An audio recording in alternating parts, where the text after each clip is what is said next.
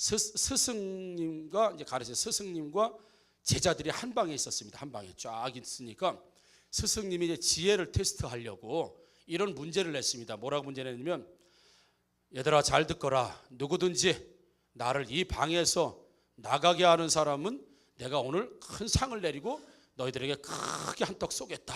이제 스승님이 그렇게 얘기했습니다. 미션이 뭐냐면, 이 방에서 나를 나가게 하는 사람이 있다고 한다면 그 사람에게 상을 주고 크게 한턱 쏘겠다. 이렇게 얘기하니까 다들 고민을 한 거예요. 고민을 어떻게 스승님을 방에서 나가게 할까 고민하다가 한 제자가 이렇게 얘기합니다. 아이고 스승님, 그걸 우리가 어떻게 합니까? 우리 능력이 그렇게 안 되면. 근데 제가 그 하나 건의는 드릴 게 있습니다. 뭐냐면, 스승님을 이 방에서 나가게는 내가 못해도 내 들어오게는 할 수 있는 능력이 내가 있습니다. 들어오게는 내가 할 수 있습니다. 그랬더니 진짜요? 못 들어오게 하면 어떻게 할 거야? 알아서 내가 나가볼게. 그리고 나갔다 그러더라고요. 이해가 되시는 분들은 IQ 140, 뭐지 하는 사람들은 IQ 139. 스승이 나갔죠. 왜? 다시 들어오려고. 그래가지고 스승님을 나가는 아주 지혜로운 제자가 있었다. 그래서 여러분, 탈무드에 이런 내용이 나오죠. 제자가 제자로만 머물러 있는 것은 스승에 대한 모독이다. 이런 얘기가 있습니다. 그러니까 제자 훈련을 받고 양육을 받으면 사람이 성장을 해야 합니다. 성장을 해야 돼요. 그런데 제자로만 그냥 남아있고 성장하지 못하는 건 가르친 자에 대한 모독이라는 거죠. 우리 자녀들도 마찬가지죠. 부모님의 사랑을 주고 양육을 받았으면 양육받은 만큼 성장해야 되는데 그 성장만큼 하지 못하면 부모님들의 수고나 사랑 이런 것들이 헛되이 가게 되는 거죠. 여러분, 이 땅에서 사람이 받을 수 있는 상 중에서 가장 크고 명예로운 상이 있다고 한다면 아마 노벨상일 것입니다. 그렇죠? 노벨상. 그래서 노벨상이 1901년부터 시작이 됐다고 하는데 1901년부터 이 유대인에 대해서 제가 말씀을 이제 드릴 겁니다. 1901년부터 노벨상이 시작이 됐는데 의학상이 53명, 유대인들 노벨 의학상 53명, 노벨 물리학상 53명, 노벨 화학상 36명, 노벨 경제학상 31명, 노벨 경제학상 15명, 노벨 평화상 5명, 그래서 총 200명이 유대인 안에서 노벨상이 나온 겁니다. 그러니까 물리, 의학, 화학, 경제, 문학 모든 세상의 중심이 되는 축의 노벨상은 이 유대인들이 받았는데 지금까지 노벨상을 수상한 사람의 3분의 1이 유대인입니다. 참고로 지금 유대인, 팔레스타인에 살고 있는 유대인의 인구가 약 한 850만 정도가 된다고 해요.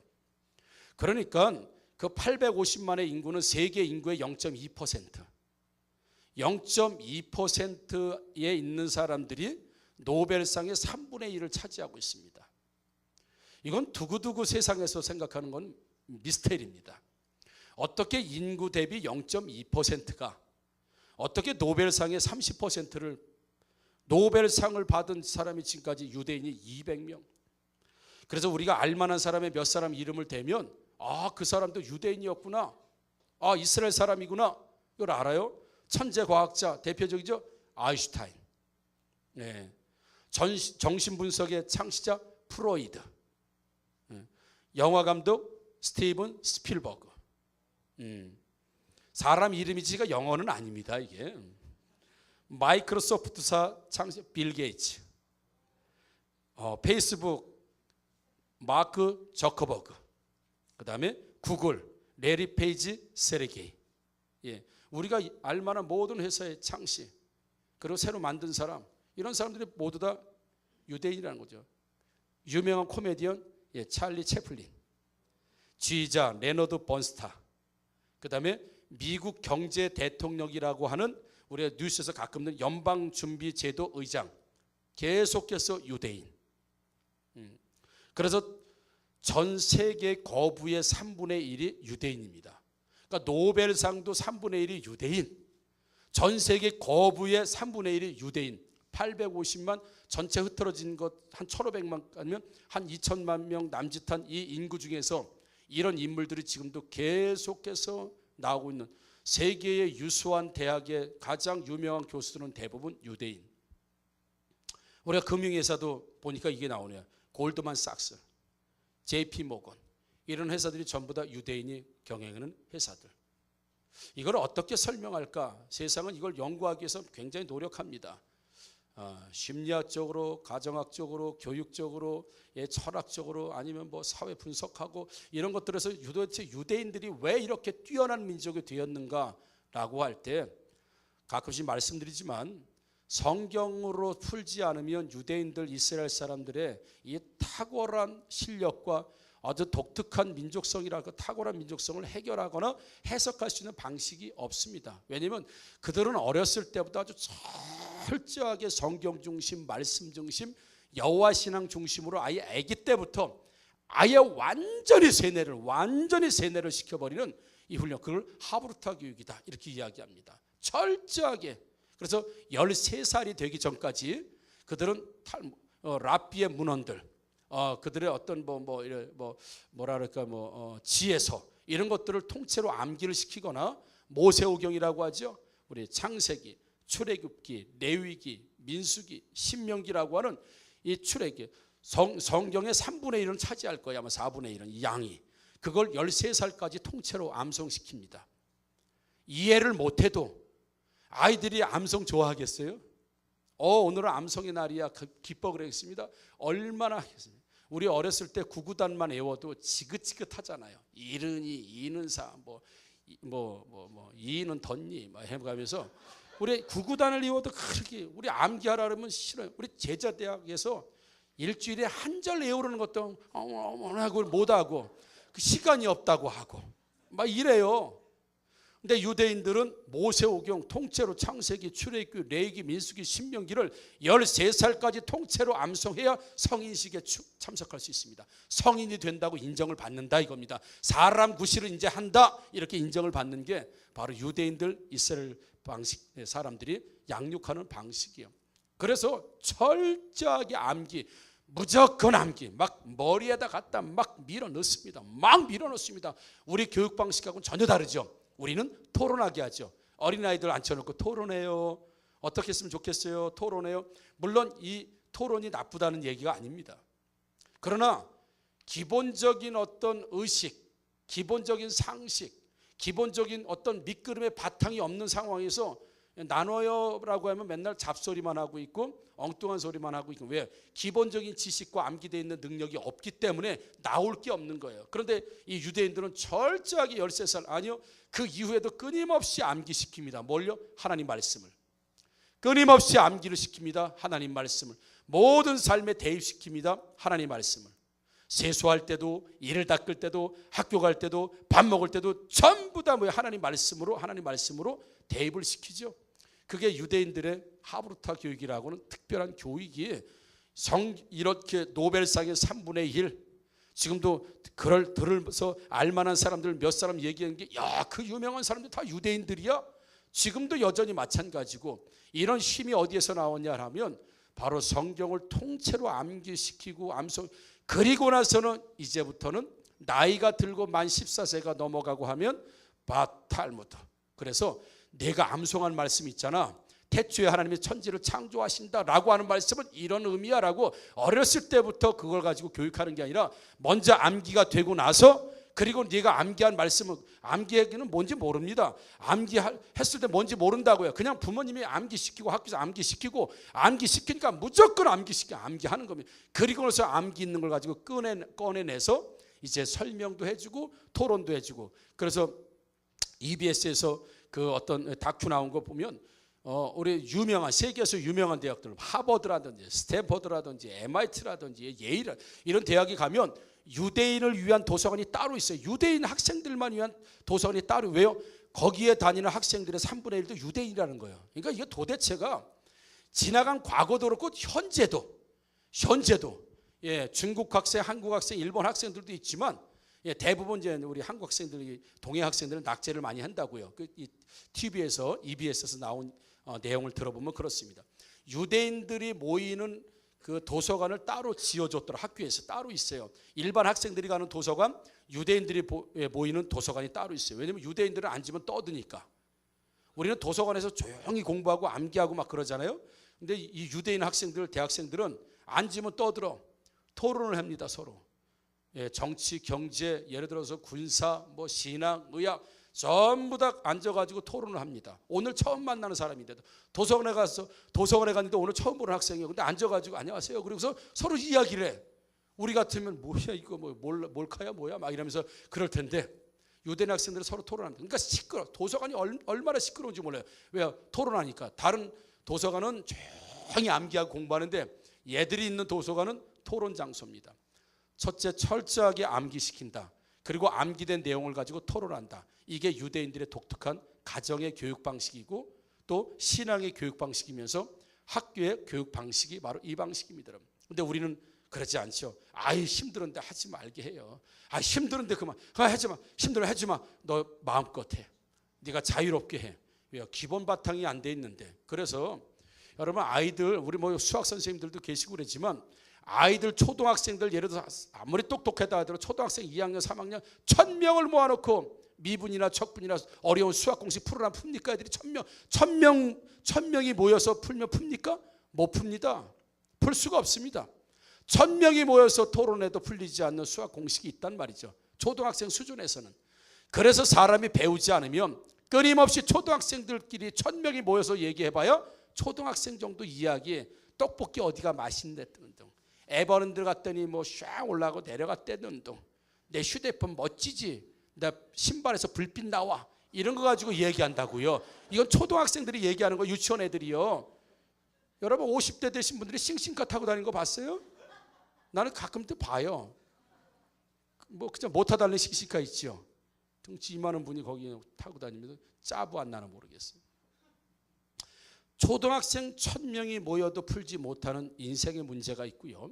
수학 문제가 있습니다. 아무리 토론회라고 10시간 20시간을 줘도 선생님 한 분이 오셔가지고 촥 공식을 가르쳐주고 하면 초등학교 3학년 중에서도 뛰어난 아이들은 배우기만 하면 이 문제를 풀 수 있는 아이들이 나옵니다. 그런데 가르쳐주는 사람이 없다고 하면 아무리 머리가 좋고 뭐 한다 하더라도 스스로 깨우칠 수는 없는 거죠. 그래서 인생에도 스승이 필요하고 가정에도 스승이 필요하고 국가에도 스승이 필요하고 교회에도 스승이 필요하다는 사실은 우리는 성경이 굳이 아니더라도 우리는 세상 살면서도 그러는 거예요. 우리가 아이들을 학교에 보내고 학원에 보고 뭐예요? 너 공부해야 산다.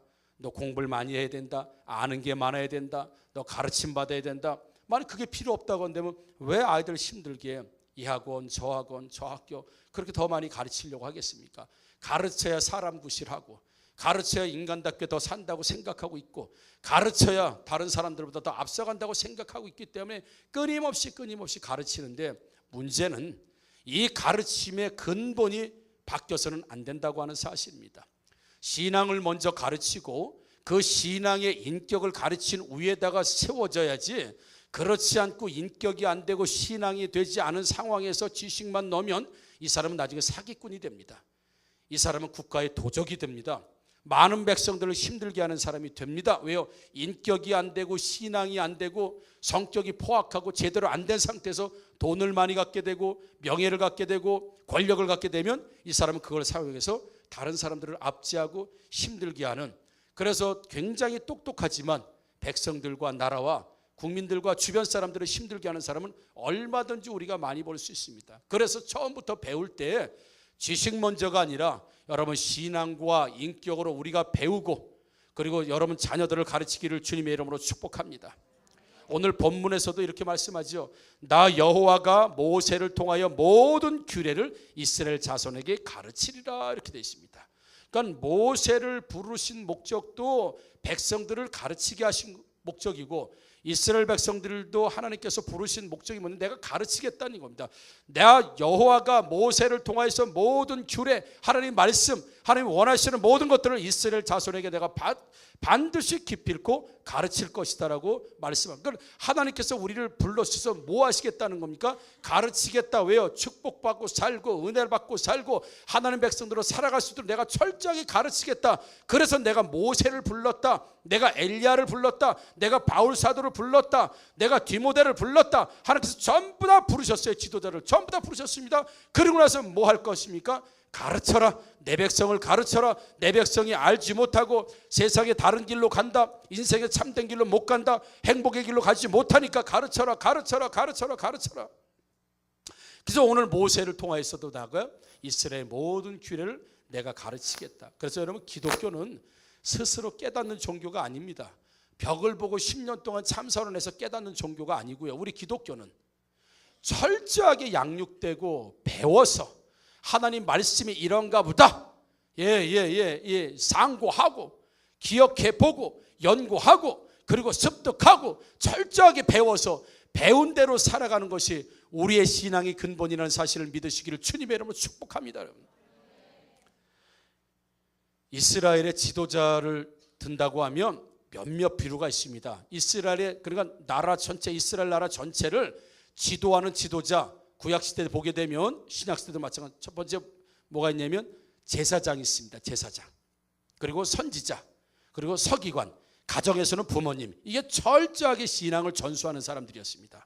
이 사람들이 존재하는 목적이, 부모가 존재하는 목적도 이스라엘에서는 신앙을 전수시키기 위해서 부모가 필요했고, 사회적으로도 신앙 전수, 하나님의 정하신 규례, 율례, 법도, 제사법, 하나님 백성들로 살아가는 원칙, 이런 것들을 가르치기 위해서 제사장이 필요했고, 선지자가 필요했고, 서기관이 필요했다는 겁니다. 참고로 제사장은 제사를 드리는 사람이에요. 소위 말해 레위기에 나오는 이 레위기를 공부하고, 레위기를 연구하고, 레위기를 습득해서 백성들에게 제사를 드리는 방식과 제사를 드리는 방법과 제사의 의미와 그리고 신앙의 상담과, 그러니까 지금으로 말하면 우리 보통 목사님들, 전사님들처럼 인생을 상담해 주기도 하고, 하나님 말씀으로, 그리고 제사를 가르치기도 하고, 예배를 가르치기도 하고, 인생의 다반사 이런 것들을 상담해 주는 역할들이 바로 제사장의 역할. 그리고 선지자는 하나님 말씀을 대언하고 하나님 말씀을 전하는데, 이들은 대부분 평신도입니다. 당시의 구약시대 선지자들은 이 제사장의 전문적인 훈련과 교육을 받은 사람들이 아니라, 이분들은 평신도에서 하나님의 영이 충만하게 임해서 그들은 몸짓을 통해서 아니면 꿈을 통해서 환상을 통해서 다 하나님 말씀을 전하는 선지자들은 일종의 하나님 말씀을 가르치는 교육자, 전문적인 교육자라고 말하기는 어렵겠지만, 그래도 설교를 통해서 어떤 메시지를 통해서 하나님의 뜻을 계속해서 이스라엘 백성들에게 가르치는 역할을 했던 사람들이 바로 선지자, 그리고 서기관이라고 있습니다. 서기관들은 그 글씨, 읽기, 쓰기, 또 독해, 이런 능력들이 좀 뛰어난 사람들입니다. 그러니까 많이 공부를 해서 하나님 말씀을 기록하고 또 해석하고 그걸 또 수집하고 분류하고, 이런 어떤 문헌적인 역할, 하나님 말씀에 대한 문헌적인 역할을 했던 사람들이 서기관들. 근데 사실은 서기관도 마찬가지고 우리 선지자도 제사장도 사실 다 무엇을 하기 위해서 그러냐면, 하나님 말씀을 이스라엘 백성들에게 가르치기 위해서 존재했던 어떤 민족과 나라의 중심의 지도자들이 다 무슨 역할을 하는 사람들이 지도자였냐 하면, 하나님 말씀을 전수해주고 하나님 말씀을 가르치고 하나님 말씀을 계속했어. 그래서 유대인들이 2000년 동안 나라가 없는, 나라 없이 떠돌아다녔지만 그들의 신앙을 지킬 수 있었던 건 철저하게 회당 중심, 철저하게 부모로부터 암기하고 하나님 훈련받았던 성경의 교육. 그래서 유대인들이 가장 중요하게 여기는 게 있다고 한다면, 하나는 성경이요, 하나는 그들이 모여서 예배를 드리는 회당이란 말이야. 그래서 어느 나라에 흩어져 있어도 디아스포라가 된다 하더라도 모여서 예배 드리는 공간을 자기들이 만들고, 가정에 돌아가면 철저히 부모가 암송한 말씀, 성경이 없어도 부모가 암송한 말씀을 끊임없이 그래서 유대인들의 특징이 할아버지가 암기한 말씀을 손주 때 시험 보면 99.99%가 똑같은 거예요. 이게 유대인들의 특징입니다. 암기의 특징. 할아버지가 암기해서 아버지 가르치고, 아버지가 할아버지가 들은 얘기를 암기해서 자식을 가르쳤는데, 그 자식, 손주가 쓰면 할아버지 말하고 99.99%가 똑같아요. 이게 철저하게 암기의 능력이 있는 게 바로 이 유대인들인데, 그렇게 신앙교육을 전수를 2000년 동안 그들은 나라 없이 세상을 떠돌았지만, 그들이 어느 곳에 살아도 모이는, 우리처럼 보면 예배 공간이 있었고, 가정에서는 철저히 부모가 암기한 암기의 말씀으로 자녀들을 암기시키고 말씀을 2000년 동안 그들은 무엇을 끊임없이 했냐면 신앙의 전수. 가정에서는 부모님이 신앙을 전수해주고, 회당에서는 이런 제사장 서기관들 뭐 이런 사람들 공부하고, 예를 들어서 성경을 연구하고 이런 사람들이 또 예배를 드리고 그들이 하나님의 말씀을 풀어주고 또 지혜를 주고, 이걸 끊임없이 2000년 동안 감당했기 때문에 오늘날 이런 역사적인 어떤 민족으로 거듭나고 만들어질 수 있었다는 걸 보게 되면, 오늘도 성경은 우리에게 끊임없이 말합니다. 배워라, 그리고 가르치라. 하나님께서 이스라엘 백성들을 부르신 이유도 가르치기 위해서, 가르쳐서 살아내기 위해서 부르셨다고 하는 것. 그래서 여러분 출애굽기 12장 25절 26절 이렇게 말씀합니다. 너희는 여호와께서 허락하신 대로 너에게 주시는 땅에 이를 때에 이 예식을 지킬 것이라. 이후에 너희의 자녀가 묻기를 이 예식이 무슨 뜻이냐 하거든. 이렇게 되어 있습니다. 그러니까 예를 들어서 이스라엘 백성들이 요단강을 건너가고, 이스라엘 백성들이 전부 다 요단강을 건너간 다음에 하나님께서 여호수아에게 말씀하셨어요. 여호수아야, 너희가 건너 요단강 가운데 가서 큰 돌 하나씩을, 각 지파별로 돌 하나씩을 가져오게 하라. 그래서 돌 12개를 가져오죠. 돌을 가져다가 요단강 건너간 자리에다가 돌을 쌓아놓으라고 했습니다. 그러면 큰 돌이 12개 쌓였을 거 아닙니까? 후대에 사람들이 이 돌이 뭡니까? 라고 하면, 이 돌은 바로 지금 저렇게 흘러가는 요단강이 갈라졌을 때 요단강의 물을 멈추고 우리 조상들이 전부 다 건넜거든. 그래서 요단강 가운데 있었던 돌을 여기다 옮겨놓은 거야.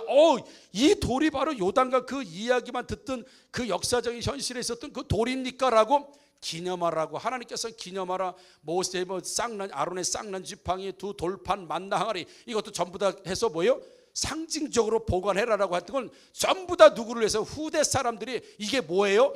뭐예요? 할 때 이것은 하나님이 이렇게 역사하셨고, 이거 하나님이 이렇게 역사하셨고라고 하는 하나님의 역사하심을 그들이 상징적인 어떤 물건으로 보여주고 양육하고, 후손들은 모르잖아요. 후손들은 도대체 이게 뭔지 모르니까 그때 우리 조상들이 이 요단강을 건넜기 때문에 이 돌을 여기다 기념으로 세운 거야 라고 해서 그 기념으로 세워진 돌을 보면서 뭘 전수해줘라? 하나님의 역사하심과 하나님의 인도하심과 그분의 기적과 우리는 그분의 자녀라고 하는 신앙을 끊임없이 전수해 주어라라고 하는 일종의 교육시켜라, 훈련시켜라, 전수해 줘라 라고 하는 부분으로 많은 곳에 하나님께서 기념물을 놓게 하실 뿐만 아니라, 나중에 이 자식들이 하나님, 이 예배가 무슨 예배야? 이건 번제인데 말이야. 부모가 이러라는 거냐? 이거는 화제인데 말이야. 이것은 소제인데 말이야. 부모들이 자기들이 어떤 예배를 드리고 이런 예식을 거행할 때 자식들은 모르잖아요. 아버지, 이 예식이 뭐예요? 라고 하면 무슨 뜻이야 묻거든. 너희가 이 예식에 대해서 철저하게 설명해주고 그들을 가르치라. 이렇게 출애굽기 12장이 말씀하고 있어요. 그러니까 우리가 가정에서도 부모님들이 하셔야 될 첫 번째 일은 뭐냐면 신앙을 전수하는 일임을 여러분 믿으시기를 주님의 이름으로 축복합니다. 신앙 전수, 신앙, 부모가 가지고 있는 하나님 여호와의 신앙, 하나님을 믿는 그 신앙을 자녀들에게 전수시켜주는 가정이 하나님의 축복의 가정이에요.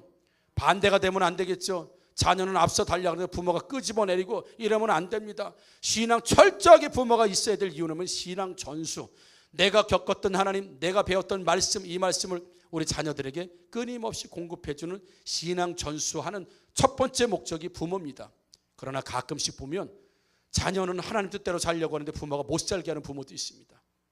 못 살게 하게 돼요.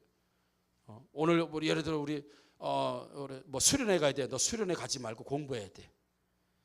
나 이번에 뭐 돈 날게 훈련 받아. 너 훈련 받지 말고 너 직장 가야 돼.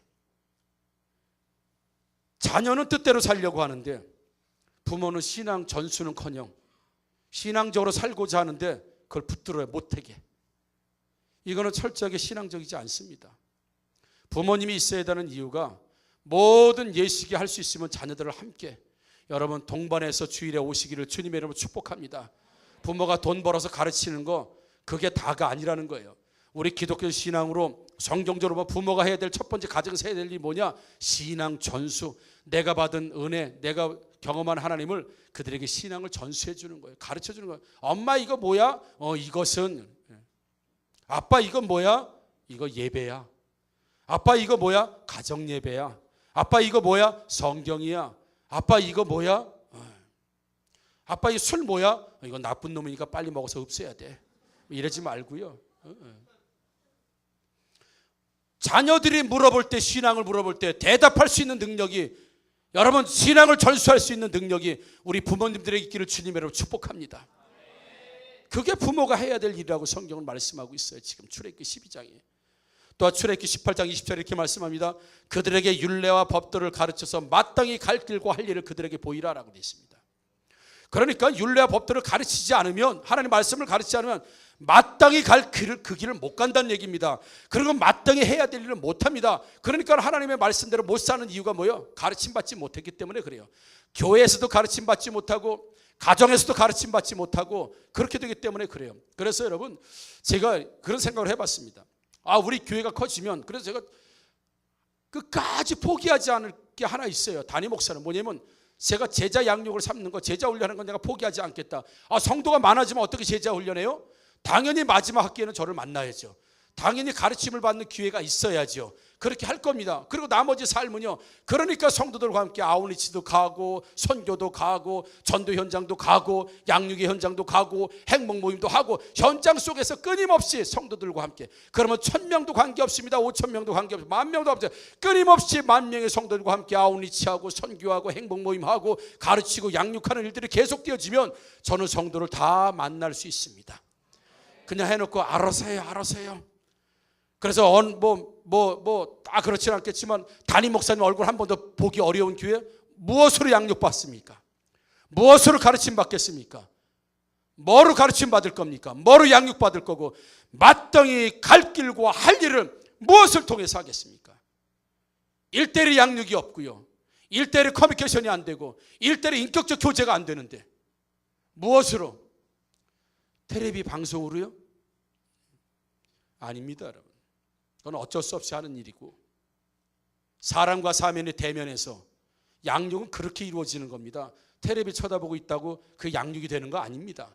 유튜브 쳐다보고 있다고 그거 양육되는 거 아닙니다. 인격과 인격으로, 사람과 사람으로 삶의 현장 속에서 함께 만날 때 양육된다는 사실. 그래서 그 역할을 누가 해줘야 돼? 이 시대는 여러분, 교회 담임 목사, 교사, 셀리더 삶을 함께하는 그 지도자들과, 그리고 가정에서 삶을 함께하는 부모님으로부터 우리 자녀들과 우리 신앙 모든 것들이 해야 될 게 뭐예요? 신앙 전수. 제가 여러분들에게 양육하고 훈련하는 게 뭡니까? 전부 다 신앙 전수, 제자도의 전수. 내가 배운 것 저도 배워서 열심히 훈련하고, 이 훈련한 것 여러분들이 열심히 풀어놓고 가르치는 게 이게 뭡니까? 신앙 전수, 양육의 훈련의 전수, 내가 배운 모든 어떤 말씀에 대한 전수 계속해서 주기 위해서 우리 제자 8기까지 양육반 9기까지 지금까지 한결까지 타려고 앞으로 80기든 90기든 900기든 간에 예수님 오시는 날까지 끊임없이 계속 되어져야 될 할 일이 뭐냐? 신앙을 전수하고 마땅히 할 일과 마땅히 갈 길을 그들에게 보이라라고 말씀하고 있는데, 가르치는 자가 없고 배우는 자가 없으면 어떻게 마땅히 갈 길과 어떻게 마땅히 행할 일을 배우고 익히고 살 수 있겠는가? 살 수 없습니다. 우리 김기태 성도님 여기 계시잖아요. 우리 전북 김제에서 올라오잖아요. 또 말씀드렸죠. 전북 김제 올라오는데 2시간 반, 내려오는데 2시간 반, 3시간. 그래 올라옵니다. 매주. 메탄동에서는 빠질지 몰라도 김제에서는 안 빠집니다. 저분이 결심한 게 있다 그래요. 그 결심하기 동기가 뭐냐면, 매주일마다 뭘 깨닫고 간대. 그러니까 매주일마다 깨닫고 가고, 매주일마다 예배를 드리고 뭔가를 말씀을 듣고 이분이 뭘 잡고 간대, 잡아. 그리고 한 주 동안 사는데 그게 힘이 된다는 거예요. 그래서 그 다음 주에 교회를 안 오면 내가 살아갈 일주일이 겁난다는 거예요. 내가 일주일 동안 살아갈 은혜를 또 말씀을 붙들고 와서 내가 일주일 살아가야 되는데 내가 오늘 교회 가기, 여러분 전북 김제에서 토요일날 밤에 옵니다. 일 다 끝나고. 메탄동 분들, 가끔 빠지시는 분들 꼭 오시기를 주님의 이름으로 축복합니다. 너무 멀어서 못 온다 그러면 전북에서 오시는 분도 계시다 이렇게 생각해요. 아셨죠, 여러분? 그리고 그 말씀, 깨닫는 말씀, 이번 주에는 무슨 말씀일까? 그러니까 다 듣는 거예요. 마음을 다해서 듣는 거예요. 그러고 나서 말씀을 확 가지고 가서 일주일을 살아가는 능력이 되고 은혜가 되고, 그러면서 점점 성장하고 있다는 사실을 여러분, 우리는 믿으시기를 주님의 이름으로 축복합니다. 그래서 성장하는 거예요. 계속 양육을 지금 받는 거잖아요. 말씀을 통해서 한 주도 빠짐없이. 예, 이런 일들. 우리 빌립보서 4장에 이렇게 말씀합니다. 너희는 내게 배우고 받고 듣고 본 바를 행하라. 그리하면 평강의 하나님이 너희와 함께 계시리라. 이렇게 말씀하셨어요. 너희는 내게 배우라. 그리고 받아라. 그리고 들어라. 그리고 보고 배운 바를 행하라. 이렇게 되어 있습니다. 보아야 행하지요. 들어야 행하지요. 가르침받아 행하지요, 여러분. 그래서 우리 성도님들은, 특히 두날개 교회 성도님들은 배우는 걸 게을리해서는 안 됩니다. 배우는 것을 여러분 소홀히 해서는 안 됩니다. 배우지 않으면 살질 못해요. 배우지 않으면 성장을 못합니다. 아이들도 여러분, 죄송하죠, 어른들이 그럽니다. 막 애들이 막 못되게 되잖아요. 배워 먹지 못한 놈 같으냐, 이렇게 얘기합니다. 저 배우지 못해서 그렇다는. 그래, 네 부모 누구냐 이래요. 아이고, 애 자식을, 애 교육을 어떻게 저렇게, 그렇게 얘기하죠. 애를 어떻게 가르쳤길래, 이렇게 나옵니다. 왜요? 가르침을 못 받았다는 얘기예요. 결국 부모로부터 진짜 양육을 제대로 못 받았다는 얘기입니다. 그러니까 저 꼴이 됐지. 그러니까 애가 저렇게 생활하지. 그러니까 애가 저랬지. 네 부모 누구냐? 네 엄마 아버지가 그렇게 가르쳤냐? 어른들 그러잖아요. 전부 다 잘못되는 생활 방식과 양육 이런 모습을 보면 못 배웠기 때문이라고 하는 우리 어른들이 다 그래요. 아이고, 부모로부터 뭘 배웠길래, 아이고, 부모로부터 배운 게 없어서 그래. 배움이 미천해서 그래. 등등. 부모로부터는 뭘 배웠냐? 이렇게 본다고요. 왜요? 다 인생에 어려움이 오거나 그럼 부장이 오거나 불법이 행해되면 어른들 다 얘기합니다. 부모로부터는 제대로 못 배웠구나. 너는 마땅히 배워야 될 걸 못 배웠구나. 그래서 너는 그렇게 막 사는구나. 어른들의 이야기가 바로 그럽니다. 사람이 사람 되고 신앙인이 신앙 되고 제자가 제자 되기 위해서는 반드시 배우는 사람이 있어야 하고, 또 배우기를 즐겨야 될 뿐만 아니라 반드시 너희는 나를 본받으라, 나에게 와서 배워라, 들으라고 하는 스승을 갖고 있다는 사실을, 여러분 축복이라는 사실을 믿으시기를 주님 여러분 축복합니다. 부모도 없고 스승이 없으면 편할지 모르겠지만 못된 자식 됩니다. 막 사는 사람 됩니다. 가르치는 사람이 없기 때문에 그래요. 나를 누군가 가르치는 사람이 없다고 하는 건 굉장히 불행한 사람입니다. 굉장히 불행한 사람입니다.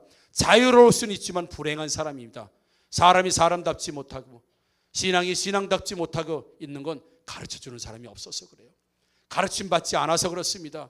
그래서 우리 교회 비전이 뭡니까? 말씀과 성령의 능력으로 제자되고 제자 삼는 22,000의 세계 비전. 아멘. 제자되고 제자 삼는다 그러죠. 배우고 또 가르치겠다는 얘기입니다. 그게 우리 교회 사명이에요. 우리 교회 사명이, 우리 성도의 사명이 내가 배우고 내가 가르치겠답니다. 그래서 그 세워진 게 셀리더예요. 그래서 세워진 게 셀교사입니다. 여러분, 배우기만 하고 가르치는 자가, 여러분은 제자가 있습니까? 여러분의 삶을 보고 배우는 자녀들이든 누구든 여러분들이 제자 삼는 사람 있습니까? 내 삶을 보고 배우라고 가르치는 사람 있습니까? 있어야 합니다. 그게 성경적인 거예요. 그게 사람다운, 그게 제자다운, 그게 신앙적인 모습이라고 하는 걸 성경은 우리가 끊임없이 말하고 있습니다. 배우는 게 다가 아니라 배웠으면 뭐예요? 가르쳐야 합니다. 가르쳐야 돼요. 가르쳐야 돼요. 양육해야 합니다. 그게 우리 교회 비전이라는 사실입니다. 그래서 셀리더도 하고, 그래서 셀교사도 하고, 그래서 인턴도 하고, 가르치는 자, 거기에 두렵고 어렵고 힘들지만 넉넉히 제자의 삶으로 살아가기 위해서 반드시 해야 될 것이 바로 제자가 되고 또 가르쳐야 되는 일. 여러분 대학원까지 졸업하고 공부 많이 했는데 맨날 예를 들어서 놀기만 하면 국가적으로도 손실이에요. 가정적으로 손실이에요. 그거 가르쳐놨는데 아무것도 하는 게 없어요.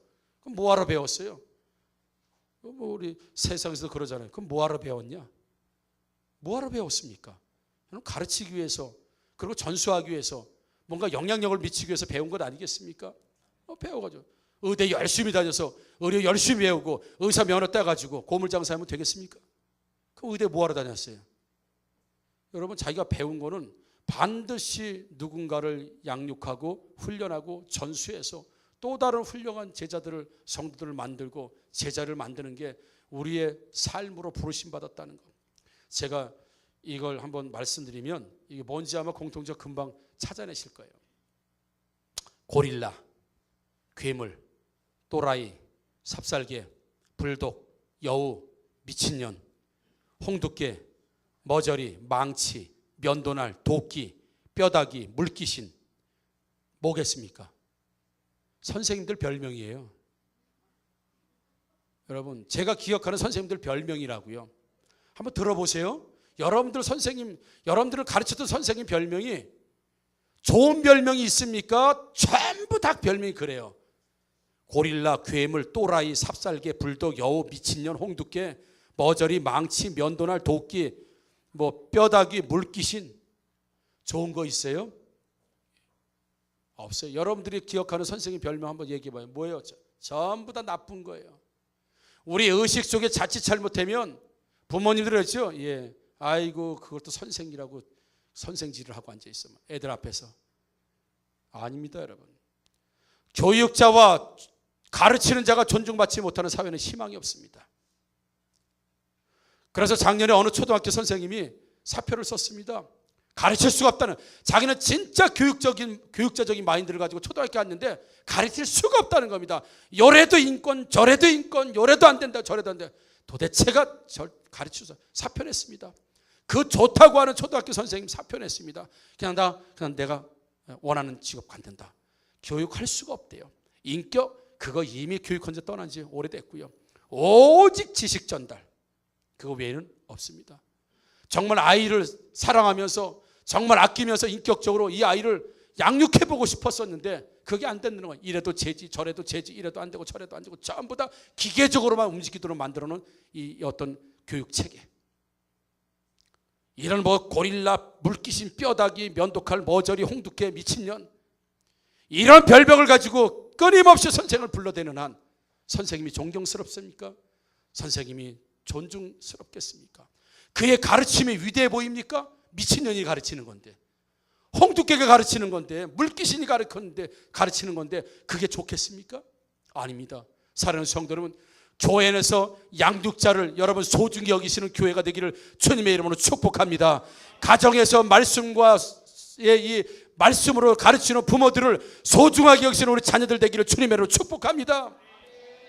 가르치는 사람이여 양육받는, 스포츠든 학문이든 신학이든 모두가 가르치는 자가 없으면 누가 어떻게 배우겠습니까? 그래서 우리는 양육자, 가르치는 자, 내가 마땅히 해야 될 일, 반드시 해야 될 일을 정말 사람답게 살고 정말 신앙인답게 살도록, 때로는 교훈과 책망과 바른과 의로 교육과 유익한 말씀으로 양육해 주는 자가 있다고 하면 저와 여러분들은 정말 행복한 분들임을 다시 한번 믿으시기를 주님으로 축복합니다. 막 살도록 그냥 놔두는 것이 좋은 인생이 아니라 그럴 때마다 바른 길을 갈 수 있도록, 양육의 길을 갈 수 있도록, 하나님 말씀의 길을, 축복의 길을 갈 수 있도록 가르치는 자가 여러분 가운데 있다고 한다면 그분은 행복한 사람이지만, 그거 없이 나 혼자 네가 알아서 깨달아라, 네가 알아서 득도해라, 뭐 네가 알아서 뭐 살 만큼 살고 할 만큼 하라, 그냥 후리하게 놔두는 스승이 없는 이 시대, 이 사회, 이 교회가 된다고 한다면 우리 교회에 무슨 희망이 있고 무슨 은혜가 있고 사회에 무슨 희망이 있겠습니까? 사랑하는 성도 여러분, 우리 교회는 앞으로 끊임없이 가르치는 자가 많이 양육되어져서 나오는 스승들이 많은 교회가 되기를 주님의 이름으로 축복합니다. 아비 같은 스승들, 가정에서는 부모님들이 자녀들을 많이 양육하시고 신앙을 전주해 주시고 세워주시는 부모님들 되기를 주님의 이름으로 축복합니다. 그래서 오직 신앙의 전수를 통해서 하나님의 은혜가 충만히 넘치는 우리 교회와 가정이 될 줄 믿습니다. 그래서 이 말씀 한마디만에 끝날게요. 자, 어떻게 살 것인가 라는 것은 무엇을 배웠는가에 대한 실천입니다. 어떻게 살 것인가 라고 하는 인생의 명제 앞에 무엇을 배웠는가 라고 하는 실천이 어떻게 사는, 너 뭘 배웠냐? 라면 배운 내용이 있을 거 아니겠습니까? 그러면 그걸 실천하는 게 뭐예요? 어떻게 살 것인가. 그런 걸 배우지 않으면 어떻게 살 것인가. 그래서 너의 마땅히 행할 길을 가르치고 양육하라고 하는 말씀이 바로 그런 말씀입니다. 아니, 뭘 배운 게 없는데 뭘 어떻게 삽니까? 배운 게 있어야 살지요. 마땅히 배운 게 있어야 살지요. 그러니까 못 사는 이유는 뭡니까? 못 배웠기 때문에 못 사는 겁니다. 그러니까 나를 가르칠 스승과 내가 양육할 제자가 있다는 것만큼 가정과 교회와 이 사회에 이만큼 큰 희망과 축복이 없다는 사실을 다시 한번 기억하시면서 내가 어떻게 살 것인가를 결정하는 건 내가 무엇을 배웠는가인데, 그 무엇을 배우는 데서는 절대적으로 말씀을 가르치고 양육하고 훈련하는 교사와 스승과 안내자들이 필요한 것, 그분들이 존중받고 그분들이 존경받고 그들의 가르침이 살아있을 때 이 민족에게도 희망이 있고 교회에도 희망이 있고 가정에도 희망이 있다는 사실을 믿으시기를 주님의 이름으로 축복합니다. 아멘. 우리 찬양하도록 하겠습니다.